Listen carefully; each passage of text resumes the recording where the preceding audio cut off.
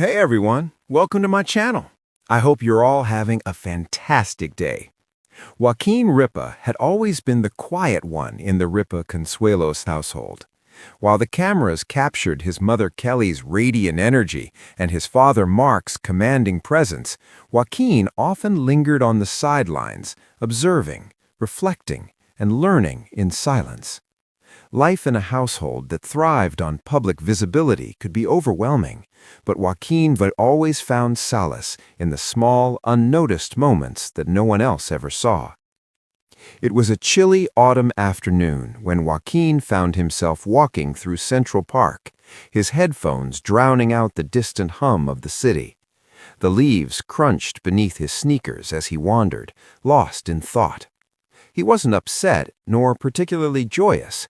He simply felt reflective. Life had been moving fast lately, and even though he tried to keep pace, he couldn't help but feel like he was being pulled along by an invisible current. Joaquin's phone buzzed, breaking the quiet. It was a message from his mother. "Dinner tonight, something special to celebrate. Love you, Red Heart." He smiled, pocketing the phone, though he knew the real celebration wasn't just the dinner, it was the simple act of family. As he walked, he passed a small playground tucked away behind a line of amber trees.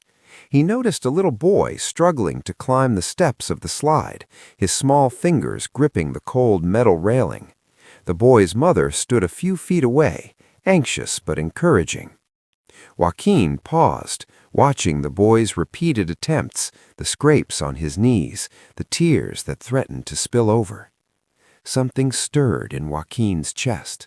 He remembered his own childhood, moments when a small gesture from his parents had made him feel seen, loved, and unstoppable.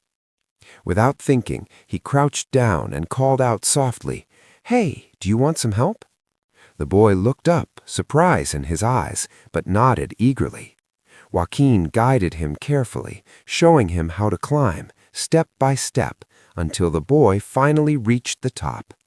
The smile that spread across the little boy's face, the triumphant, pure joy of conquering something that seemed impossible, was enough to make Joaquin's heart swell.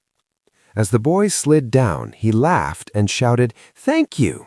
Joaquin waved, and as he continued his walk, he felt a warmth that went beyond the crisp autumn air. It wasn't about being seen or praised or even recognized. It was about connection. That evening, at dinner, Joaquin couldn't shake the memory. The family gathered around the table, laughter filling the air, the scent of Kelly's homemade lasagna mingling with the earthy aroma of fresh bread. His younger sister, Lola, chattered about her day at school, and Joaquin listened, genuinely engaged. Mark asked about Joaquin's latest creative project. He had been experimenting with photography, and Joaquin described it in detail, gesturing animatedly as he spoke. After dinner, Kelly pulled Joaquin aside. "You seem different tonight," she said softly, brushing a stray hair from her forehead. "What's on your mind, sweetheart?" Joaquin hesitated, then told her about the boy in the park. He described how small acts of kindness could ripple outward, how moments of connection could make the world feel a little softer. Kelly listened, her eyes glistening. "You've always had such a big heart, Joaquin. Sometimes it's easy to forget, especially when life is busy and noisy. But those moments, they matter, more than you know." Joaquin felt a lump in his throat. It wasn't just pride or validation, it was gratitude. Gratitude for the small, beautiful moments that made life meaningful. Gratitude for a family that nurtured empathy and kindness. And gratitude for a world that still had room for human connection, even in its chaos. The following weeks brought more of those moments, each one layering onto the last. Joaquin found himself volunteering at a local community center, helping children with reading and homework. He laughed at their antics, celebrated their small victories, and found in their eyes the same spark he had seen in that little boy in the park. One afternoon, as he was leaving the center, a little girl tugged at his sleeve. "Thank you," she said, her voice trembling slightly. "I finally read the whole book by myself." Joaquin knelt to her level, smiling through the lump in his throat. "You did amazing," he whispered. In that moment, he realized that gratitude wasn't just about recognizing what others did for you. It was about seeing the impact you could have on someone else, no matter how small. At home, Joaquin began keeping a journal, writing down moments that made him feel thankful, whether it was a kind word from a friend, a quiet conversation with his mother, or even the smell of fresh coffee in the morning. Each entry was a reminder that life's beauty often hid in the unnoticed details. One evening, after a long day of volunteering and studying, Joaquin sat by the window, the city lights twinkling like distant stars. He scrolled through his phone, stopping on a video clip his mother had sent him. It was a candid moment from the set of her morning show, a blooper that made the entire crew laugh uncontrollably. Joaquin laughed too, a sound that felt lighter than it had in weeks. He posted the clip on his social media, adding a caption, "Grateful for laughter, for small joys, for moments that remind me that life is beautiful, even when it's messy." The response was immediate and overwhelming. Messages of support, shared stories of gratitude, and words of encouragement poured in from all over. Joaquin realized that sharing these moments of authenticity could ripple outward just like kindness itself.